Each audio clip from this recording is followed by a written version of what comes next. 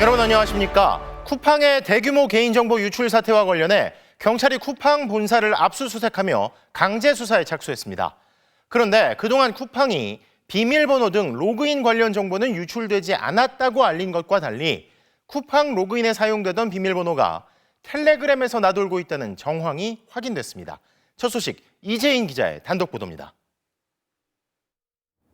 IT 관련 회사에 다니는 정모 씨가 회사 보안팀에서 어제 오전 받은 메일입니다.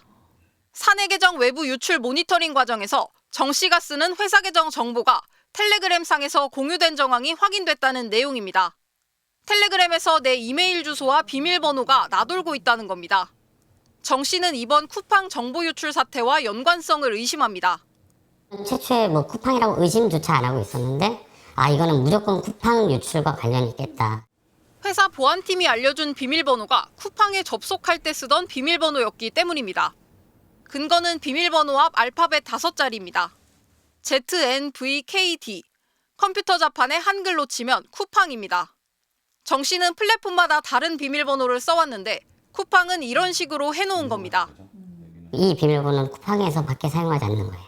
심지어 이번 유출 사태가 나고 그 다음날 제가 비밀번호 바꿨어요. 근데 그 비밀번호 바꾸기 전 비번이었어요. 쿠팡은 그동안 2차례 문자를 보내왔습니다. 비밀번호 등 로그인 관련 정보는 유출이 없었음을 확인했다고 했습니다. 비번, 결제 이런 쪽은 안 털렸다고 했었는데 제 쿠팡 계정과 쿠팡 비번이 돌아다닌다고 느끼니까 굉장히 화가 나고 뒤통수를 맞은 느낌이었어요. 쿠팡은 신용카드 등 결제 정보와 비밀번호 등 로그인 관련 정보는 별도망에서 관리돼 이번에 유출되지 않았다는 입장입니다. 하지만 앞으로 조사 과정에서 정보 유출 범위가 더 넓어질 수 있다는 게 전문가들의 지적입니다. 그 사이트에서만 쓰는 비밀번호가 다른 곳에서 거래가 됐다고 그랬으면 이건 유출된 것으로 의심해 볼 가능성이 상당히 높다. 쿠팡은 지금까지 비밀번호 등 로그인 관련 정보 유출과 관련해 쿠팡에 따로 신고된 내용은 없고 자체 조사와 경찰 조사에서도 2차 피해는 밝혀진 게 없다고 답했습니다. MBC 뉴스 이재인입니다. 이런 가운데 쿠팡에 대한 강제 수사에 착수한 경찰이 정보 유출 용의자로 지목됐던 중국 국적의 쿠팡 전직 직원을 용의자에서 피해자로 전환해 특정한 것으로 확인됐습니다. 이어서 박솔립 기자의 단독 보도입니다. 오늘 오전 서울 송파구에 있는 쿠팡 본사에 경찰 수사관들이 들이닥쳤습니다. 정보 유출 사건 전담 수사팀장 등 17명을 투입해 압수수색에 나선 겁니다. 쿠팡 측 고소장을 접수해 정식 수사로 전환한 지 2주 만입니다. MBC 취재 결과 경찰은 정보 유출 사태 피의자의 신원을 특정한 것으로 확인됐습니다. 오늘 경찰이 제시한 압수수색 영장에는 쿠팡 전직 직원인 한 중국인 이름이 피의자 항목에 적시된 것으로 파악됐습니다. 적용한 혐의는 정보통신망 침입과 비밀 누설입니다. 해당 직원은 쿠팡에서 인증 시스템 개발 업무를 맡았던 것으로 전해졌습니다. 인증 업무를 한 직원은 아니었었고 인증 시스템을 개발하거나 그런 그 개발자였었습니다. 경찰은 그동안 쿠팡이 제출한 서버 로그 기록 등에 대한 분석에 주력했습니다. 범행에 활용된 IP 주소를 특정하고 추적에도 나섰습니다. 일각에서 제기된 전 중국인 직원 소행이라는 의혹에 대해서는 수사 중이라며 신중한 입장을 보여왔습니다. 경찰은 확보한 디지털 증거 등을 바탕으로 개인정보 유출자의 신원과 유출 경로 등을 확인할 방침입니다. 또 유출이 이뤄진 쿠팡 내부 시스템에 보안상 허점이나 취약점이 있었던 건 아닌지도 들여다볼 것으로 전해졌습니다. 수사 초점이 유출자 추적과 쿠팡의 보안상 허점 규명, 크게 2가지에 맞춰질 거라는 관측이 나옵니다. 경찰 관계자는 쿠팡 측 자료가 방대해 압수수색이 오늘 중으로 끝나지 않으면 내일 추가로 진행할 가능성이 있다고 말했습니다. MBC 뉴스 박솔립입니다. 2차례 사과문을 게시한 쿠팡은 정보 유출 피해에 대한 배상 문제에 대해서는 아직 어떠한 입장도 내놓지 않고 있죠. 그러는 사이 피해자들은 소송을 통해 책임을 묻겠다며 모이고 있는데 벌써 소송 참여 의사를 밝힌 인원만 60만 명이 넘습니다. 지윤수 기자의 보도입니다. 피해 보상 문제에 대해 무대응으로 일관 중인 쿠팡. 분노한 피해자들이 소송을 위해 모이고 있습니다. 다 같이 움직여서 그런 카페도 가입하고 하는 게 목소리가 제대로 전달되는 것 같고 가만히 있지 않는다는 그런 걸 보이는 것 같아요. 인터넷에 쿠팡 소송을 위해 개설된 카페만 60여 개. 가입자는 65만 명에 달합니다. 법무법인들도 앞다투어 소송인단을 모집하고 있습니다. 10여 개 법무법인을 통해 참가 의사를 밝힌 사람은 약 20만 명. 1인당 20만 원에서 최대 100만 원의 배상을 요구하고 있습니다. 피해자가 3천만 명이 넘기 때문에 인원은 더 늘어날 걸로 보입니다.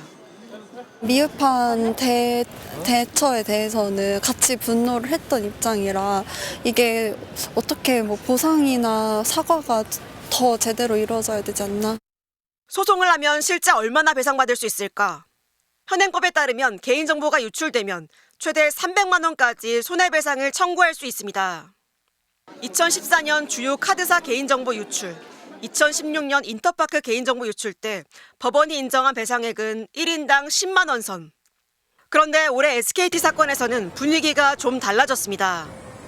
법원의 최종 결정은 아니지만 개인정보 분쟁조정위가 1인당 30만 원씩 배상금을 지급하라고 권고한 겁니다. SKT가 유심칩 교체, 위약금 면제 등 1조 원 규모의 보상안을 냈는데도 배상금을 대폭 높였습니다. 이번 사태를 계기로 미국 이후처럼 한 명만 승소해도 피해자 모두 배상을 받을 수 있는 집단 소송제를 도입하자는 목소리도 높아지고 있습니다. 분만 승소해도 다른 분들도 모두 피해 구제를 받으실 수 있기 때문에 기업들도 물어줘야 되는 비용이 더 커지기 때문에 사전적인 해킹 방지 노력을 할 것으로. 지난 3일 국회 정무위원회에서 송경희 개인정보보호위원장이 집단소송제 도입을 촉구하는 의원들의 질문에 검토해보겠다고 답변한 바도 있어 실제 입법으로 이어질지 주목됩니다. MBC 뉴스 지은수입니다. 그런데 국내 소송으로 끝이 아닙니다. 쿠팡 사태 피해자들이 쿠팡 본사가 있는 미국을 찾아가 집단 소송을 내기로 했습니다. 미국에선 원고인 피해자들이 증거를 찾아내 쿠팡 본사와 창업자인 김범석 의장의 책임을 규명할 수 있기 때문인데요. 이를 통해 한국과는 달리 쿠팡에 대해 징벌적 손해배상을 받아내 책임을 제대로 묻겠다는 건데 비슷한 사례에서 미국 업체들이 막대한 합의금을 낸 바 있다는 지적도 나옵니다. 나세용 뉴욕 특파원이 취재했습니다. 한국의 쿠팡 피해자들을 대리하는 법무법인이 미국에서 집단 소송을 제기하기로 했습니다. 미국 회사인 쿠팡의 잘못을 미국 법원이 밝혀달라는 겁니다. 승산이 있다고 보는 이유는 재판 당사자가 기업 내부 자료까지 열어볼 수 있는 미국의 디스커버리 제도 때문입니다. 5년 전 구글 이용자들은 구글 본사에 소송을 제기했습니다. 비밀을 지켜준다던 크롬 브라우저가 검색 내역을 몰래 수집했다는 겁니다. 수사도 조사도 없었지만 이용자들은 3년 넘게 버티던 구글의 항복을 받아낼 수 있었습니다. 한 임원이 CEO에게 큰 피해가 날 수 있다고 경고하는 내부 이메일을 결정적 증거로 재판에서 확보한 덕분입니다. 한국과 달리 미국에선 이렇게 피해자들이 쿠팡의 책임을 직접 규명할 수 있습니다. 피해자 측은 특히 쿠팡 김범석 의장 등 핵심 경영진이 어떤 논의를 했는지 내부 증거를 확보할 계획입니다. 서버가 어디에 있든 관련 자료 제출을 강제할 수 있습니다. 언제 인지했는지, 보안 투자를 왜 소홀히 했는지 낱낱이 밝혀낼 것입니다. 쿠팡은 만능 보안 인증키를 퇴사자가 써도 모를 정도로 보안 관리에 실패했습니다. 유출을 노출이라고 꼼수를 부리고 신고도 늦었습니다. 내부 경고를 무시했거나 알면서도 숨기는 등 중과실이 발견되면 쿠팡은 징벌적 배상금을 물어야 합니다. 한국에서와 달리 김범석 의장도 책임을 피할 수 없게 됩니다. 과거 비슷한 사례에서 미국 업체들은 수천억 원에서 1조 원대 합의금을 지불했습니다. Korea's current system simply cannot impose consequences proportional to Coupang's misconduct. 현재까지 참여 의사를 밝힌 피해자는 약 200명. 소송 대리인 측은 1000명을 모아 가급적 올해 안에 소송을 제기하겠다고 밝혔습니다. 이번 소송은 쿠팡이 상장된 뉴욕 증권거래소를 관할하고 있는 이곳 뉴욕 법원에서 진행됩니다. 원고 측은 추후 투자자들의 손해를 배상받기 위한 투자자 소송으로도 확대될 수 있다고 예고했습니다. 뉴욕에서 MBC 뉴스 나세웅입니다. 이런 가운데 이재명 대통령이 쿠팡 사례를 다시 한번 언급하며 솜방망이 과태료 처분의 현실화 필요성을 강조했습니다. 국회에선 다음 주 개인정보 유출 청문회를 열고 그동안 여러 사유를 대며 국회 출석을 하지 않았던 쿠팡 창업자 김범석 의장을 증인으로 부르기로 했는데요. 김상훈 기자입니다. 쿠팡을 향해 엄중 책임을 물어야 한다고 지적했던 이재명 대통령. 징벌적 손해배상 제도도 현실화하는 등 실질적인 또 실효적인 대책에 나서 주시기 바랍니다. 일주일 만에 또다시 쿠팡을 언급하며 과태료 조치를 현실화해야 한다고 말했습니다. 형법을 통한 것보다 어떤 과태료 조치 같은 부분에 있어서도 현실화할 필요가 있지 않겠느냐라고 좀 예시를 들어서 말씀을 하신. 이 대통령은 또 법제처장에게 과태료를 물리기 위해 필요한 강제 조사권을 검토하라고 지시했습니다. 다수 국민들에게 경제적 손해를 입힌 이번 사건 같은 경우 시간이 오래 걸리는 형사처벌보단 공정거래위원회의 강제 조사를 통해 과태료를 물려 엄중한 책임을 지게 하자는 겁니다. 국회도 공세를 이어갔습니다. 과방위는 오는 17일 청문회를 열기로 하고 김범석 의장을 증인으로 채택했습니다. 개인정보 유출 사태가 심각한 만큼 최고 의사결정권자인 김 의장이 직접 나와야 한다는 건데 여야를 가리지 않고 불출석할 경우 고발을 검토하겠다는 입장입니다.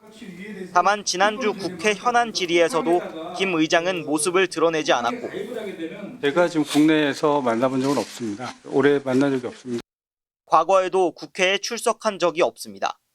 2015년에는 농구를 하다 아킬레스건을 다쳤다는 이유로 국정감사에 불참했고 택배 노동자 사망사고가 줄이은 2020년에는 해외 체류를 이유로 올해 1월 쿠팡 심야노동 관련 청문회에는 트럼프 대통령의 취임식 참석을 불출석 사유로 제출했습니다. 트럼프 취임식이 갔다 하니까 참 황당하기도 한데 국회를 이렇게 무시하고 청문회를 이렇게 대하는 태도 고발을 하세요. 그때마다 국회는 고발 조치로 경고했지만 실제 고발로 이어진 경우는 거의 없었고 고발하더라도 미국인인 김 의장에게는 별다른 실효성이 없어 김 의장이 실제 청문회에 출석할지는 미지수입니다. MBC 뉴스 김상훈입니다. 오늘 재판에서 건진법사 전성배 씨와 통일교 측 인사의 통화 녹취가 공개됐습니다. 전 씨는 김건희 씨도 통일교 측의 도움을 알고 있었다는 식으로 얘기했는데요. 이외에도 당시 통일교가 여야를 가리지 않고 전방위적으로 정치권과 접촉한 정황도 공개됐습니다. 윤상훈 기자가 보도합니다. 윤석열 전 대통령이 당선된 뒤인 지난 2022년 3월 30일 건진법사 전성배 씨와 통일교 측 인사 이모 씨 간 이뤄진 통화 녹취가 전 씨 재판에서 공개됐습니다. 전 씨는 우리가 솔직한 얘기로 은혜를 입었다며 여사님도 그거는 충분히 납득했다고 말합니다.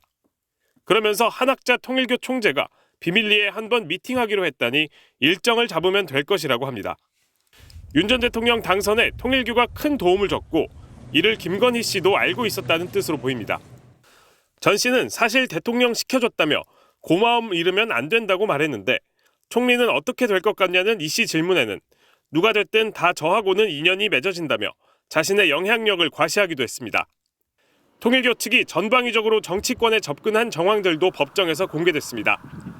2022년 2월 13일 마이크 펜스 전 미국 부통령이 참석했던 통일교 주최 한반도 평화 서밋 행사를 앞두고 윤영호 전 통일교 본부장이 이 씨와의 통화에서 이 장관님하고 몇 군데 어프로치했다며 이쪽은 오피셜하게 하고 정진상 부실장이나 그 밑에 쪽은 화상이니 그거 정도는 될 것 같아요라고 민주당 인사들을 언급한 겁니다. 윤 전 본부장은 이 씨와의 다른 통화에서는 안 풀리는 게 있으면 야권과 여권, 저도 하고 회장님도 의논해서 4명 다 하려고 한다고 말하기도 했습니다. 행사 이틀 전엔 나경원 국민의힘 의원이 통일교 측 이 씨와 통화했는데 가급적 일정을 가운데서 어레인지할 수 있으면 좋겠다. 제3의 장소나 당사에서 했으면 좋겠다는 등 나 의원이 윤 전 대통령과 펜스 전 부통령 면담 장소를 조율하는 것으로 추정되는 대화도 공개됐습니다. MBC 뉴스 윤상문입니다. 내란 특검이 지난해 12월 3일 윤 전 대통령이 추경호 당시 국민의힘 원내대표와 통화해 비상계엄의 자발적 조기 해제를 약속하며 협력을 요청한 사실을 파악했습니다. 특검이 국회에 보고한 공소장에 따르면 당시 추 전 원내대표와 원내대표실에 함께 있던 의원들이 국회 본회의장에 있는 국민의힘 인사들을 밖으로 나오라고 유도했고 본회의장으로 와달라는 한동훈 전 대표에게도 이탈을 요구한 것으로 드러났습니다. 구승은 기자입니다. 12.3 비상계엄 선포 1시간쯤 뒤인 밤 11시 22분. 윤석열 전 대통령이 추경호 전 국민의힘 원내대표와 2분간 통화하면서 계엄이 오래 안 갈 거니까 걱정하지 말라. 내가 이제 잘하겠다고 말한 것으로 내란 특검은 파악했습니다. 이때 추 전 원내대표는 계엄에 반대하지도 우려를 표명하지도 않고 윤 전 대통령의 요청에 따르기로 했다고 특검은 공소장에 적시했습니다. 추 전 원내대표가 홍철호 전 대통령실 정무수석, 한덕수 전 국무총리와도 연달아 통화하며 계엄 선포 취지를 파악하면서도 이 같은 통화 내용을 의원들에게 공유하지 않았다고 봤습니다. 의원들이 계엄의 위헌 위법성을 인식하고 계엄 해제 표결에 참여할지 결정할 수 있는 중요한 정보인데도 알리지 않았다는 겁니다. 또 12월 4일 오전 0시 3분쯤 어떻게든 본회의장으로 와달라는 한 전 대표의 요구에 추 전 원내대표가 거기에 더불어민주당 의원들도 있고 공개된 장소인데 원내대표실인 아래층에서 여러 상황을 정리하고 투표가 결정되면 올라가도 되지 않겠냐라며 사실상 이탈을 요구했다고 특검은 판단했습니다. 한 전 대표가 계속 본회의장을 떠나지 않자 원내대표실에 있던 신동욱 의원은 두 차례에 걸쳐 한 전 대표에게 우리 당이 하나의 행동을 해야 한다, 의견을 모아 입장을 정리해야 한다며 다시 이탈을 요구한 사실도 파악됐습니다. 실제 예결위 회의장에 있던 국민의힘 의원 3명과 본회의장에 있던 의원 1명이 이탈해 계엄 해제 표결에 불참했습니다. 계엄군이 국회 본관에 진입하고 국회의원들은 계엄 해제 표결을 위해 본회의장에서 기다리던 때였습니다. 하지만 추 전 원내대표는 윤 전 대통령에게 계엄 유지 협조 요청을 받은 바가 없고 오히려 윤 전 대통령과 통화한 뒤 의총 장소를 당사에서 국회로 변경하고 국회로 들어갔다는 입장입니다. MBC 뉴스 구승입니다. 12.3 내란의 비선 기획자로 지목된 노상원 전 정보사령관은 윤 전 대통령 재판에 나와 귀찮다는 이유로 대부분의 증언을 거부했습니다.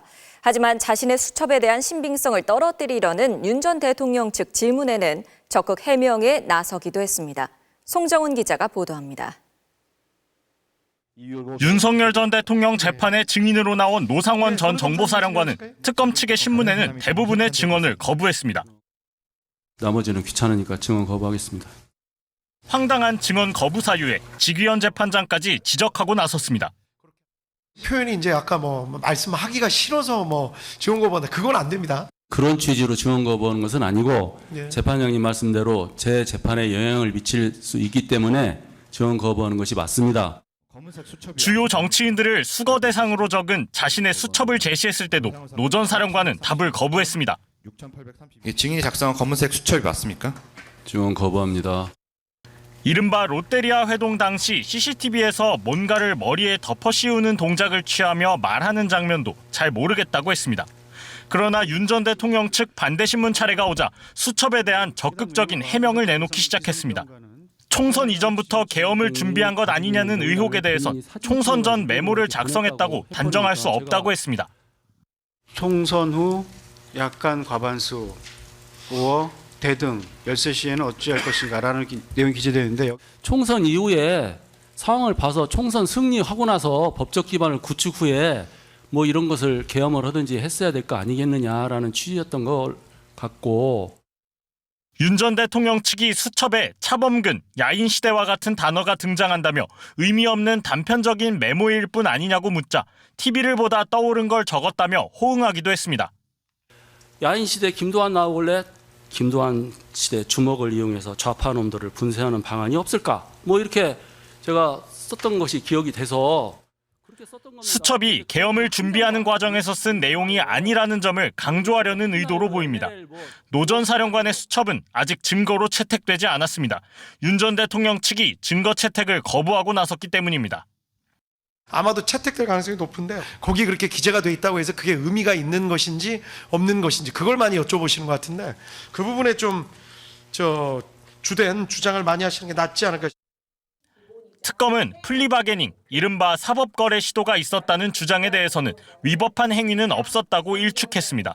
MBC 뉴스 송정훈입니다. 내란을 옹호했다는 논란에도 스스로 물러날 생각이 없는 안창호 국가인권위원장에 대해 인권위 직원들을 상대로 퇴진 여부를 묻는 설문조사가 진행됐습니다. 응답자 4명 중 3명가량이 안 위원장이 퇴진해야 한다고 답했습니다. 송서영 기자의 보도입니다. 국가인권위원회 정상화를 위한 안창호 위원장 퇴진 요구에 대해 어떻게 생각하는가? 인권위 직원 212명을 대상으로 이달 초 진행한 설문조사 결과가 나왔습니다. 퇴진해야 한다는 응답은 164명, 전체의 77.4%였습니다. 퇴진할 필요가 없다는 응답은 18명, 8.5%에 그쳤습니다. 위원장직을 계속 수행하는 데는 문제가 없다고 보시는 걸까요? 없습니다. 지난 2월 인권위가 의결한 이른바 윤석열 방어권 보장 안건에 대한 의견도 직원들에게 물었습니다. 그때부터 인권위에는 내란 옹호 기관이라는 비판이 쏟아졌습니다. 인권위 직원 189명, 90% 가까이가 부적절했다고 답했습니다. 적절했다는 답은 6명, 2.8%였습니다. 비상계엄을 옹호한 거 아니냐는 지적이 한 이제 1년 내내 이어지고 있는데 우리 결정문을 잘 읽어보시고 문제 제기를 하십시오. 안 위원장의 업무 수행이 인권위의 가치와 방향에 부합하냐는 질문에는 86% 이상이 아니라고 답했습니다. 이번 설문조사에는 인권위 전체 직원의 70%가 참여했습니다. 설문조사 결과가 인권위 직원 대다수의 의견인 셈입니다. 인권위 직원들이 위원장 사퇴를 직접 촉구하고 나선 건 지난 2010년 현병철 위원장 이후 처음입니다. 오히려 내란 세력에 동조하는 의결을 한 게 아니냐, 이런 대국민적인 비판이 당연히 있었습니다. 그리고 거기에 대해서도 저희 직원들도 마찬가지 의견을 가지고 있었었고요. 안창호 위원장은 이번 설문조사 결과에 대해 직원들이 다양한 고민이 있다는 것을 알고 있다. 사람이 사람답게 살 수 있는 세상을 만들기 위해 더욱 노력하겠다는 짤막한 입장을 내놨습니다. 인권단체들은 내일 세계인권선언 77주년 기념식장 앞에서 안 위원장 사퇴를 촉구하며 행사장 입장을 저지하기로 했습니다. MBC 뉴스 송서영입니다. 최근 조진웅 씨가 소년범 이력이 밝혀지며 배우 생활을 은퇴했는데요. 이와 관련해 소년범이라는 말에 주목한 정치권에서는 대통령을 향한 공격 도구로 이용하고 있습니다. 정치권이 판을 깔면 유튜버들이 가짜 뉴스를 증폭시키는 시기인데요. 어떤 내용인지 재은효 기자가 보도합니다. 130만 구독자를 보유한 보수 유튜버 생방송. 배우 조진웅 씨 이야기를 하는가 싶더니 엉뚱한 발언이 튀어나옵니다. 조진웅이 은퇴를 하면은 이재명이도 은퇴해야 되는 것 아니냐? 다른 유튜버들도 비슷합니다. 이재명에 대한 소년 시절에 어떤 불미스러운 일이 있었는지도 공개해야 됩니다. 범죄 사실이 있거나 아니면 보호 처분 받은 게 있으면 대통령직에서 물러나야 돼요. 이들이 내세운 건 이른바 안동댐 의혹. 그러니까 이재명이 떠오르는 거죠. 중학교, 고등학교 때 그때 안동댐 사건이 뭔가. 자, 이것도 베일에 가려져 있고. 이재명 대통령이 10대 시절 안동댐 인근에서 발생한 학생 사망 사건에 연루됐다는 루머인데 이미 2023년 법원이 허위 사실로 결론 내린 가짜뉴스입니다. 그런데도 유튜버들은 조진웅 씨 사건을 빗대 과거에 뭔가 있을 것이란 식의 발언을 반복합니다. 소년부 판사가 허가를 해야만 열람이 가능하다고 합니다. 흉악하기 짝이 없는 이른바 이 안동댐 사건 의혹도 지금 이재명에게 낙인처럼 붙어있는 상황인데 여기에 멍석을 깔아준 건 정치권입니다. 조 씨 논란 직후 나경원 의원은 공직자의 소년기 범죄 이력을 공개하는 법안을 발의했습니다. 나경원 의원이 또 이재명을 정조준하고 나섰습니다. 이재명에게는 치명적인 영향을 미치게 됩니다. 그러자 이준석 대표도 SNS에서 대통령은 괜찮고 배우는 은퇴하냐는 비꼬는 듯한 발언을 하며 기름을 부었습니다. 근데 특정 이슈가 불거졌을 때 쟁점화하기 위해서 법을 만든 거잖아요. 그건 또 소셜미디어에 쓰고 이거는 사실은 싸움만 부추기는 거고 갈등만 부추기는 거 아니에요? 양극화에 비정치적인 영향까지 다 확산되고 우리 편이냐 아니냐 가지고 성과가 엇갈리니까. 정치권이 불씨를 던지면 유튜버가 부풀리고 여론이 왜곡되는 현실. 이런 삼각공조에 끌려가는 진영 싸움이 계속된다면 분열과 갈등은 더 깊어질 수밖에 없습니다. MBC 뉴스 재은유입니다. 이재명 대통령이 다시 한번 정치 개입 논란을 일으킨 종교단체에 강제 해산 방안을 검토하라고 지시했습니다. 최근 국민의힘을 넘어 민주당에까지 통일교회 로비가 이뤄졌다는 의혹이 일고 있지만 여당에 대한 공세에도 불구하고 이 대통령이 위축되지 않은 채 정면 돌파에 나섰다는 해석이 나옵니다. 고병찬 기자입니다. 지난주 조원철 법제처장에게 헌법상 정교분리 원칙을 어긴 종교단체에 대한 해산 가능 여부를 검토하라고 지시한 이재명 대통령. 일주일 만에 재차 관련 상황을 점검하며 종교단체라도 헌법과 법률을 위반하는 경우 해산시켜야 한다고 거듭 강조했습니다. 개인도 범죄를 저지르고 반사회적 행위를 하면 제재가 있는데 당연히 사단법인이든 재단법인이든 법인격 제도 헌법과 법률에 위반되는 지탄받을 행위를 하면 해산시켜야지. 앞서 이 대통령은 일본이 아베 신조 전 총리 암살 사건을 계기로 통일교회 강제 해산 명령을 내린 사례를 언급하며 검토를 지시했는데 조 법제처장은 우리나라의 경우 민법에 따라 주무관청인 문체부가 법원에 해산 청구를 할 수 있다고 답했습니다. 민법 38조의 해석 적용 문제이고 그게 이제 종교 단체가 조직적으로 굉장히 심한 정도의 위법 행위를 지속했을 때 해산이 가능합니다. 그렇기 때문에 지난주에 이어 이날도 이 대통령은 특정 종교를 거론하진 않았습니다. 그러나 최근 국민의힘을 넘어 민주당의 전현직 정치인들까지 통일교회 정교유착 의혹에 연루됐다는 주장이 제기된 만큼 이 대통령이 관련 의혹에 대한 정면 돌파에 나선 것 아니냐는 해석도 나옵니다. 이에 대해 국민의힘 장동혁 대표와 한동훈 전 대표는 한 목소리로 이 대통령의 종교 해산 언급이 통일교에 대한 공개 겁박이라며 비판에 나섰습니다. 통일교가 민주당 쪽 준 돈 불면 죽이겠다. 전 이런 저열한 공개적 협박이라고 생각합니다. 무슨 마피아 영화 찍습니까? 같은 당 송원석 원내대표는 통일교회 민주당 지원 의혹은 수사 대상이 아니라고 밝힌 민중기 특검을 수사기관에 고발하겠다고 밝혔습니다. MBC 뉴스 고병찬입니다. 여권이 추진 중인 사법개혁안에 대한 반발이 나오는 가운데 이 대통령이 오늘 개혁에는 갈등과 저항이 불가피하다며 개혁에 대한 의지를 다시 한번 강조했습니다. 견해는 갈릴 수 있지만 상식과 주권자의 뜻을 존중해 얼마든지 합리적인 처리가 가능하다며 국민의 뜻에 따라 필요한 일은 해나가야 한다고 밝힌 건데요. 홍신영 기자가 보도합니다. 청와대 이전을 앞두고 용산 대통령실에서 열린 마지막 국무회의. 2025년에 많은 일이 있었다고 회고하던 이재명 대통령이 개혁을 화두로 꺼냈습니다. 개혁이란 본래의 뜻이 가죽을 벗긴다라는 거라고 합니다. 아프다는 거죠. 탈피를 하기 위해서도 아프지 않습니까? 최근 더불어민주당이 추진하는 내란 전담 재판부 설치 특별법 등 사법개혁안을 두고 위헌 논란이 불거진 걸 염두에 둔 걸로 보입니다. 그러면서 이 대통령은 갈등과 저항이 수반되는 개혁에 국민의 뜻이 중요하다고 강조했습니다. 입법을 두고 견해를 달리하는 부분이 많이 있는 것 같습니다. 그런데 이 부분도 국민적인 상식, 원칙을 바탕으로 국민들의 의사, 주권자의 뜻을 존중해서 얼마든지 합리적으로 처리될 수 있다고 생각됩니다.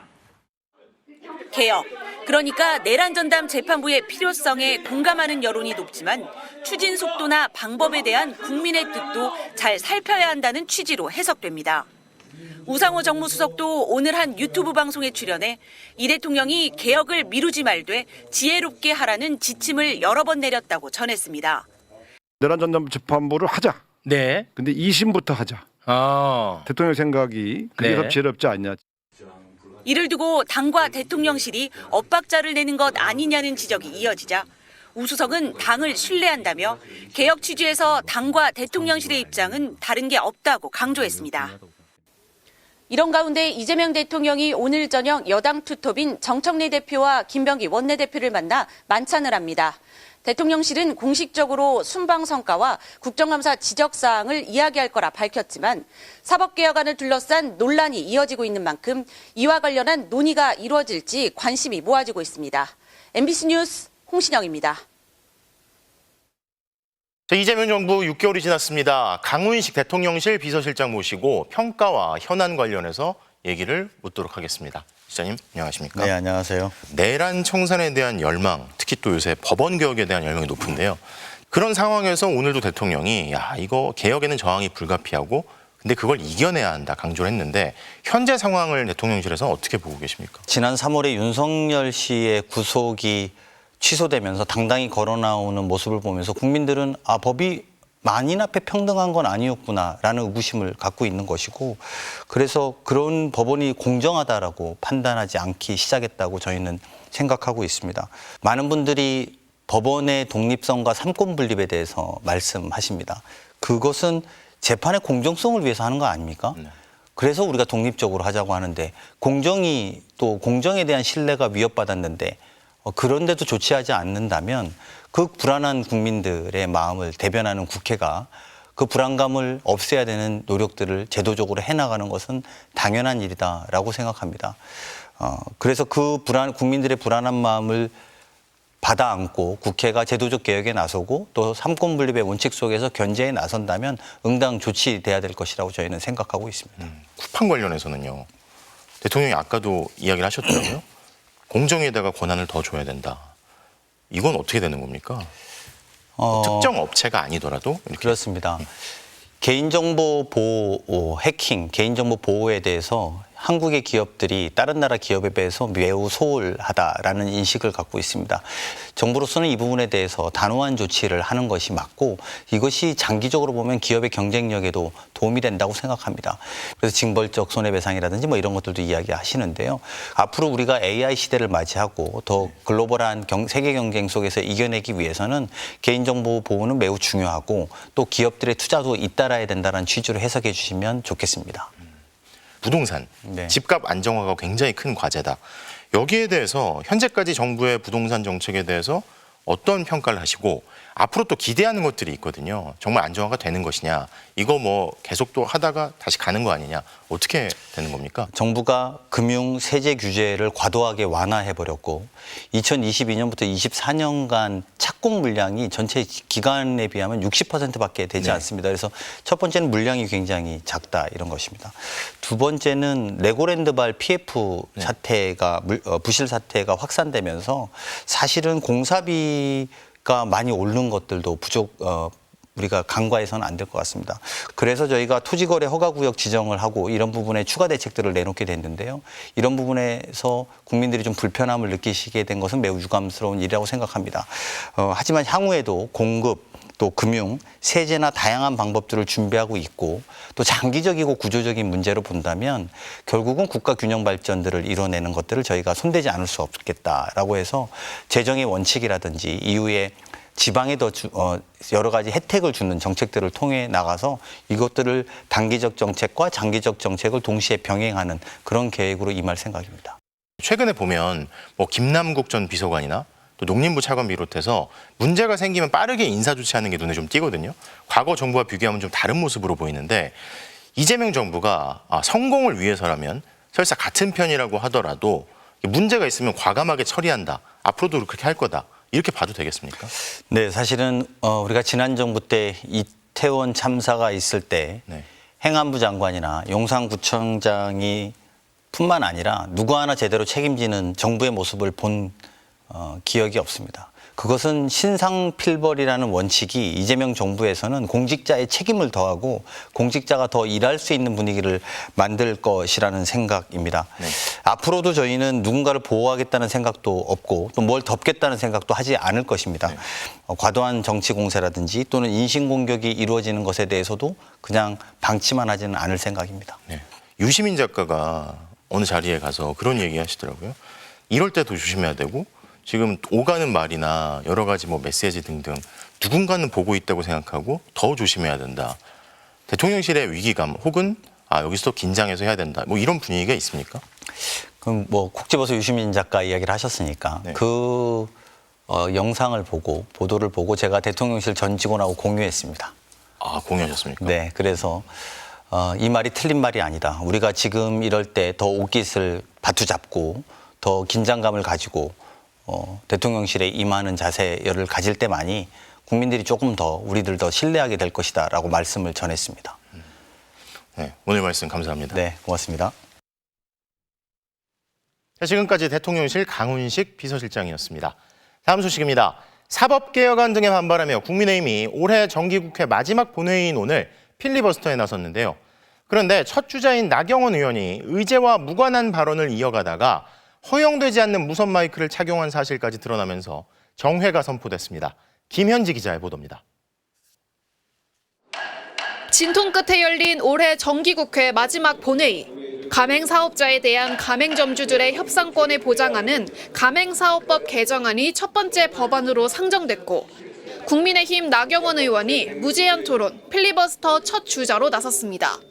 그런데 나 의원은 시작부터 국회의장에게 관례적으로 하던 인사를 생략하며 우원식 의장과 신경전을 벌였고 오랫동안의 관행인 국회의장께 인사를 안 했습니다.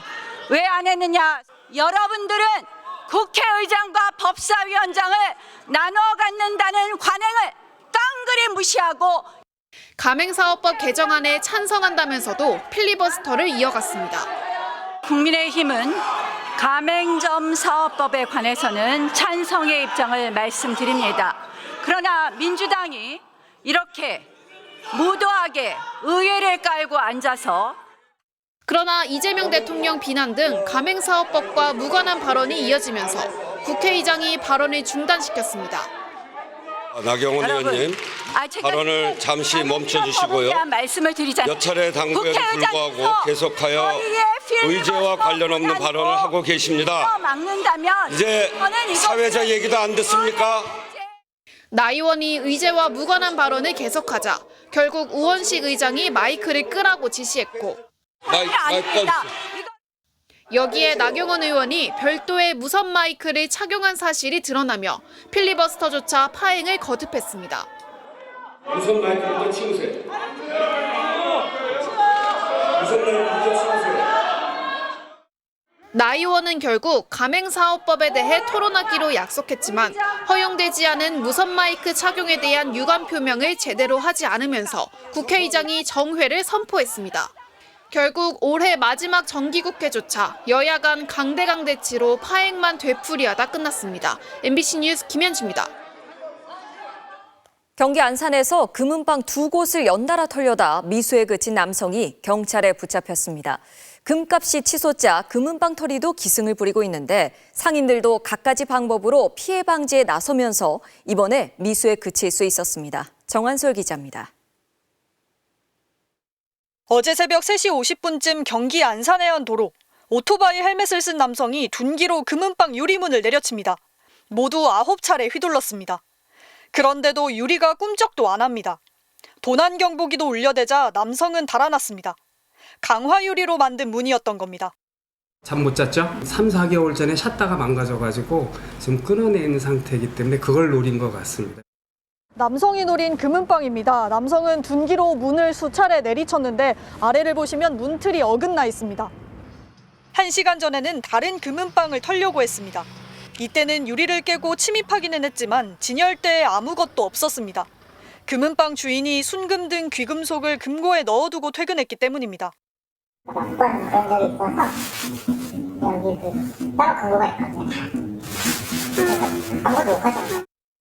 3.75g 순금 한돈 시세가 90만 원에 육박할 정도로 금값이 치솟자 범죄의 표적이 되고 있습니다. 금을 사는 척하다가 달아나기도 합니다. 지난 9월 대전에서는 중학생이 금목걸이를 차고 도망쳤고 어제는 한 남성이 30돈 금팔찌를 차고 달아났습니다. 아래 의자 묶고 셔터 입고 이거는 특혜인지 이거는 캡슐 입고 놔뒀다가 금고에 넣어놓고 금고하고 좀 이제 고가이 금방 잡히는데 안타깝죠. 그래서 경기가 살기 힘드니까 요즘은. 경찰은 2차례 금은방을 털려다 미수에 그친 20대 남성을 사건 발생 15시간 만에 긴급 체포해 구속영장을 신청하고 다른 범행이 있는지 추궁하고 있습니다. MBC 뉴스 정한솔입니다. 백혜룡 경정이 제기한 마약 수사 외압 의혹 대부분이 사실 무근이라는 서울 동부지검 합동수사단의 중간 수사 결과가 나왔습니다. 세간직원 밀수 연루, 대통령실과 경찰 지휘부의 외압 의혹 모두 근거가 없다는 건데요. 백 경정은 강하게 반발하고 나섰습니다. 공태현 기자입니다. 검경 합동수사단이 공개한 지난 2023년 9월 세관 마약 밀수 연루 의혹 관련 경찰의 인천공항 현장 조사 영상. 밀수범 한 명이 다른 한 명에게 말레이시아어로 허위 진술을 종용합니다.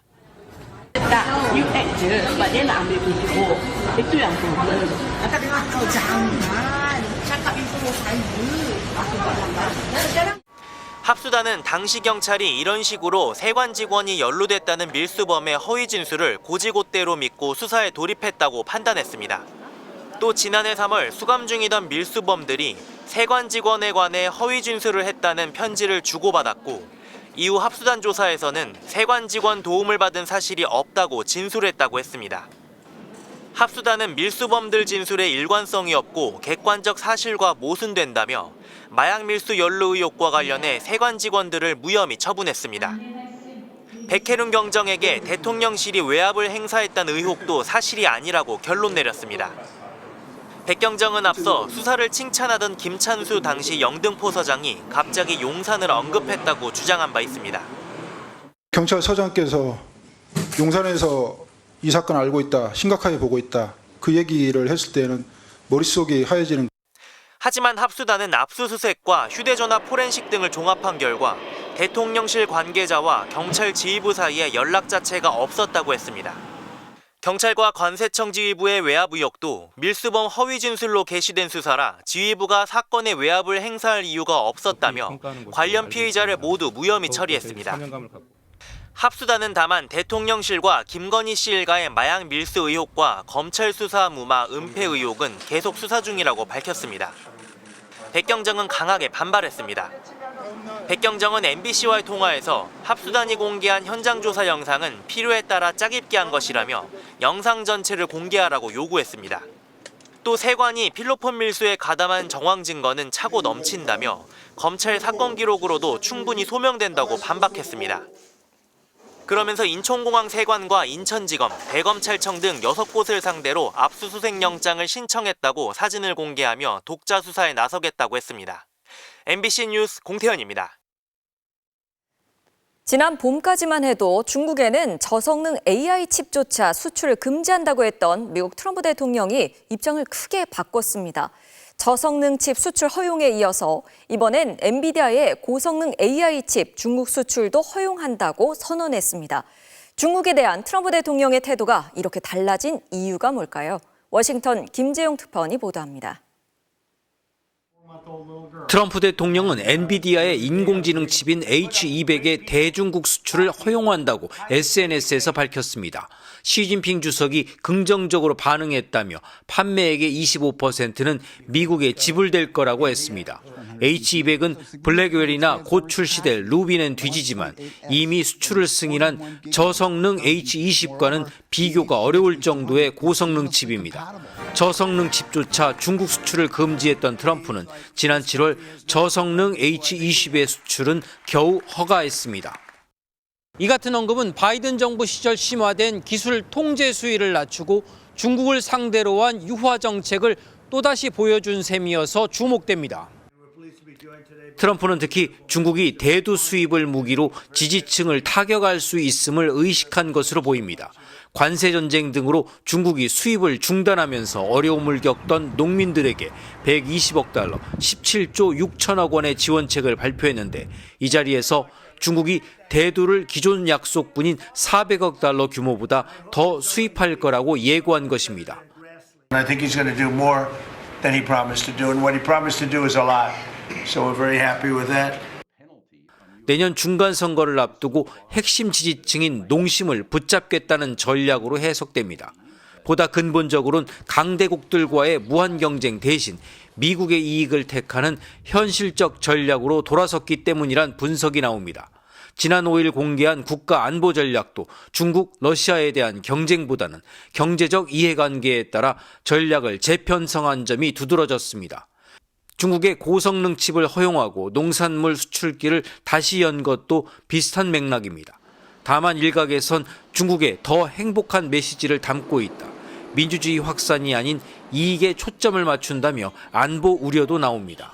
하지만 새 주류인 마가 진영에선 미국이 자유진영을 지탱하던 그리스 신화 속 거인 아틀라스란 환상이 사라지고 현실로 복귀한 거라고 평가하고 있습니다. 핵심적 동맹 전략은 유지되겠지만 자유무역 같은 전통 질서가 흔들리는 새 환경에 대한 적응이 불가피하다는 뜻입니다.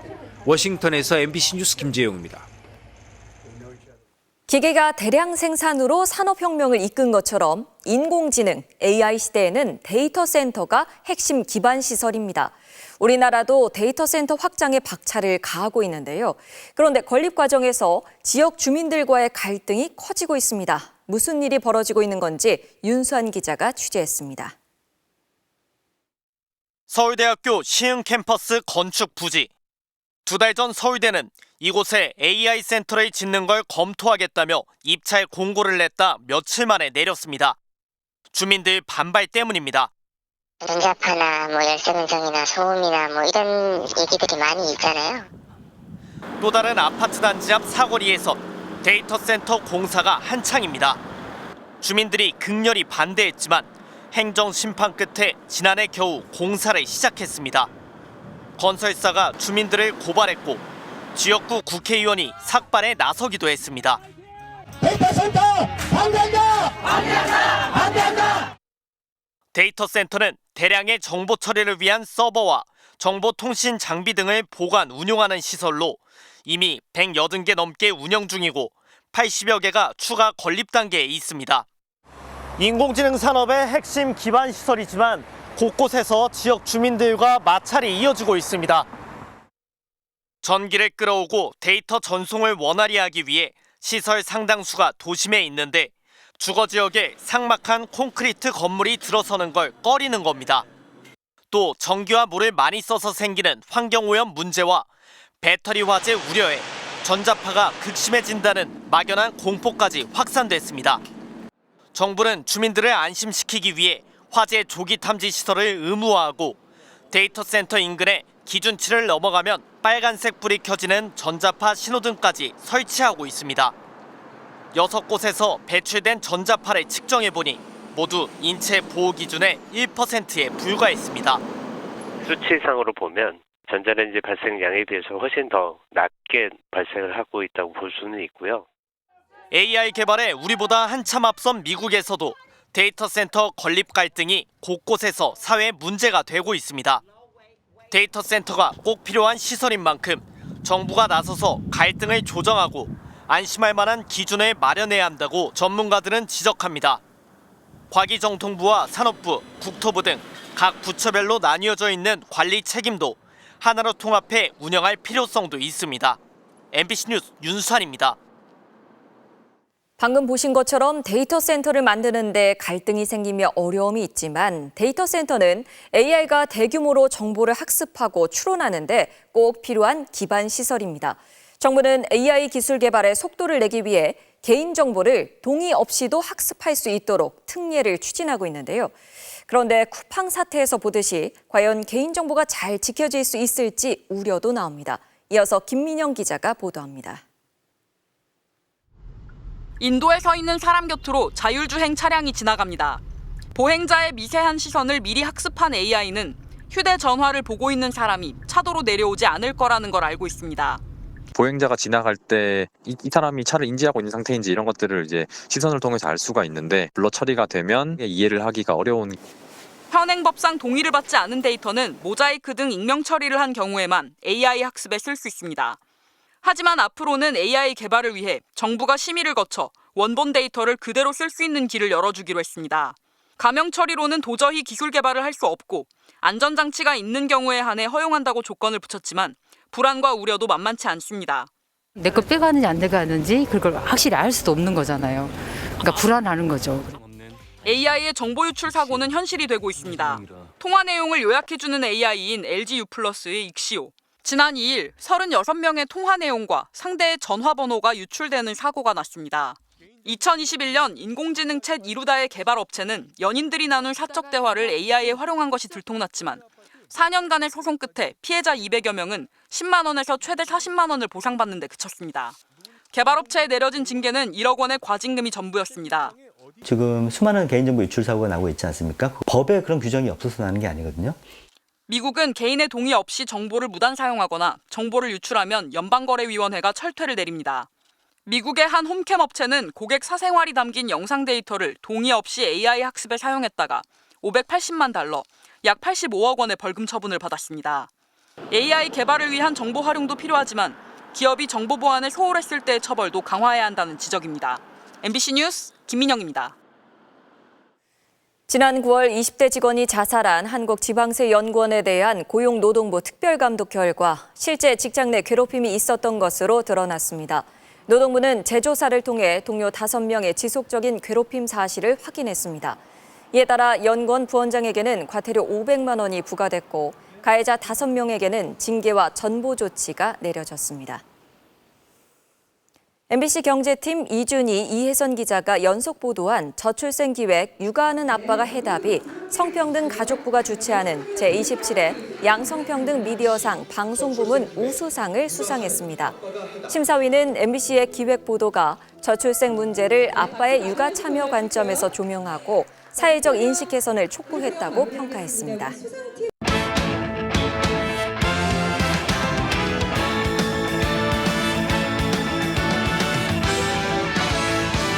화요일 밤 스포츠 뉴스입니다. 프로야구 골든글러브 시상식에서 신인왕 KT의 안현민 선수가 생애 첫 황금 장갑까지 품에 안으며 2025년을 화려하게 마무리했습니다. 이명루 기자가 전합니다. 올해 시상식 단골 손님 안현민은 등장부터 이목을 집중시켰습니다.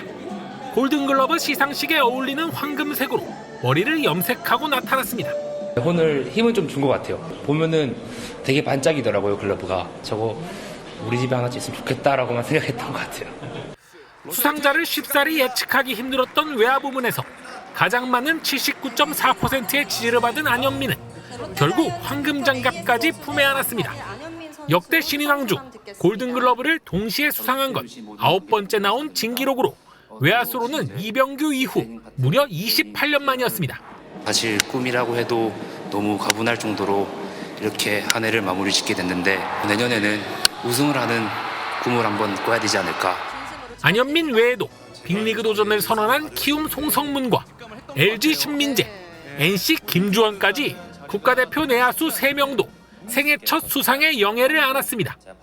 9년 전처럼 팀을 옮겨 지명타자 부문을 수상한 최영우는 지난해 세웠던 최고령 수상 기록을 새로 썼고 MVP 폰세를 제치고 올해 최다 득표의 주인공이 됐습니다. 나이라는 단어와 매년 싸우고 있는데 뭔가 제가 이겨낸 것 같은 기분이 들어서 제 자신한테 너무 뿌듯한 것 같습니다. 통산 10번째 황금장갑을 차지한 양의지는 이승엽 전 감독과 최다 수상 타이 기록을 세웠습니다. MBC 뉴스 이명노입니다. 손흥민 선수가 내일 새벽 토트넘 구장을 방문해 현지 팬들에게 마지막 작별 인사를 할 예정입니다. 토트넘 구단은 레전드 맞이 준비에 한창이라고 하는데요.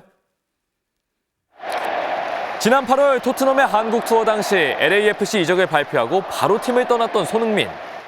Now we are all crying, but next time when we see each other, I hope everybody's smiling. So, come on, you Spurs. 4달 만에 그 약속을 지키게 됐습니다. 토트넘은 내일 새벽 챔피언스리그 경기에 앞서 손흥민의 작별 인사 자리를 만들었고요. 홈구장 앞 대형 전광판에 소식을 알렸습니다. 손흥민도 행사 참석을 위해 오늘 현지에 도착했는데요. 런던 시내엔 전매 특허 찰칵 세리머니와 태극기를 두르고 유로파 우승컵을 든 손흥민 선수의 벽화를 준비해 레전드를 예우했습니다. 손흥민 선수 LAFC 가서 지금도 잘해주고 있어서 이번에 월드컵도 좀 좋은 성적 내주시면 또 좋을 것 같습니다. 항상 응원하겠습니다. 손흥민 화이팅! 손흥민은 경기 전 그라운드에서 홈팬들을 만날 예정인데요. 과연 어떤 장면이 연출될지 궁금합니다. FC 서울과 결별하기로 한 링가드 선수가 내일 고별전을 치릅니다. 2년 동안 많은 인기를 얻었지만 떠나기로 결심한 이유가 무엇일까요? 내일 아시아 챔피언스리그 경기를 끝으로 서울을 떠나는 링가드. 마지막 훈련이지만 여전히 흥이 넘칩니다. MBC 뉴스. 안녕하세요. 세시 링가드입니다. 소울 파이팅. 지난해 초 전격적으로 서울에 입단하면서 특유의 세리머니와 함께 엄청난 인기를 누렸고 또 최근에는 MBC 예능 프로그램에 출연을 했는데 가족을 향한 그리움과 외로움이 컸다고 합니다. You might expect some tears tomorrow, you know. When I left Man United, I cried. When I left West Ham, I cried. 부진했던 첫 해와는 달리 올 시즌엔 2자릿수 득점도 기록했는데 우승을 경험하지 못한 게 아쉬움으로 남겠습니다. 자유계약 신분이 된 링가드는 가족들과 휴식을 취하면서 새로운 진로를 알아볼 예정입니다. 시민구단 부천FC가 1부 리그로 승격하면서 현장은 팬들의 환호와 눈물로 뒤덮였습니다. 창단 18년 만에 K3 리그부터 K리그 1까지 말 그대로 기적을 써내렸습니다. 조진석 기자가 전합니다. K리그 1 10위 수원FC의 예상 밖의 압승을 거두고 승격에 성공한 순간 수원FC 팬들과 부천 팬들은 서로 다른 의미의 눈물을 흘렸고 부천 선수단은 서로 얼싸안으며 환호했습니다. 휘슬 불리고 저도 관중석 쳐다봤단 말이에요. 도파민도 터지고 진짜 소름이 가장 많이 돋았습니다. 창단 후 첫 승격에 부천 원정석은 말 그대로 열광의 도가니가 됐습니다. 너무 기쁘고 황홀합니다. 이 밤 못 잘 것 같아요. 항상 현실을 위해서 너무 기뻐서 그런지 아직 눈물은 안 나는데 너무너무 그냥 좋아요. 선수단은 밤 10시가 넘어서까지 부천 홈구장에서 기다리던 홈팬들에게 달려가 승격의 기쁨을 나눴습니다. 지난 2006년 당시 부천 SK가 제주로 연고지를 옮기면서 지금의 시민구단을 창단해 K3 리그부터 시작한 부천은 2013년 승강제 도입과 함께 2부 리그에 진입한 뒤 K리그2에서 이렇다 할 성적을 내지 못했습니다. 지난해 기준 선수단 평균 연봉은 1억 원으로 K리그2 구단 중 9위였고 올 시즌 예산은 시도민 구단 중에서도 하위권으로 널리 알려진 스타 플레이어도 없지만 부천은 창단 18년 만에 K3 리그에서 K리그 1까지 올라선 최초의 구단이 됐습니다. 부천이 승격하면서 연고지 이전 문제로 감정의 골이 깊은 제주와의 라이벌전도 더 흥미를 끌게 됐습니다. 스토리 같은 게 흥행에 많은 요소가 돼야 된다고 생각하고 있습니다. 좋은 경기를 할 수 있게끔 만들어 보겠습니다. MBC 뉴스 조진석입니다.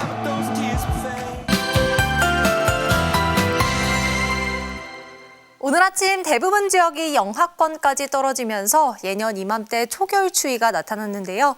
지금 우리나라는 서해상에서 동쪽으로 이동하는 고기압의 영향으로 대체로 맑은 날씨가 이어지고 있습니다. 내일은 고기압 가장자리를 따라 비교적 온화한 남서풍이 유입되면서 기온이 오르겠습니다. 모레까지는 예년 기온은 웃돌며 큰 추위는 없을 것으로 보이는데요. 금요일 아침엔 다시 영하권까지 떨어지겠습니다. 기온 변화가 들쑥날쑥 심한 만큼 건강관리에 힘써 주셔야겠습니다. 한편 동해안 지방은 건조경보가 내려진 가운데 대기의 건조함이 극심한데요. 바람도 약간 강하게 불어서 불씨관리 잘 해주셔야겠습니다. 모레 전국 대부분 지역에 비나 눈이 내리면서 건조함은 해소될 것으로 보입니다. 내일 전국 하늘에 구름 많다가 밤부터는 흐려지겠고요. 미세먼지 농도는 좋음에서 보통 수준으로 대기질은 무난하겠습니다. 내일 아침 기온 보시면 서울이 1도, 안동 영하 6도로 오늘보다는 2도에서 4도가량 높게 출발하고요. 한낮 기온은 서울이 10도, 광주 13도, 대구 11도까지 오르겠습니다. 다가오는 주말에는 전국 대부분 지역에 또 비나 눈이 내릴 전망입니다. 날씨였습니다. 화요일 뉴스데스크 오늘 순서는 여기까지입니다. 함께해 주신 여러분 고맙습니다.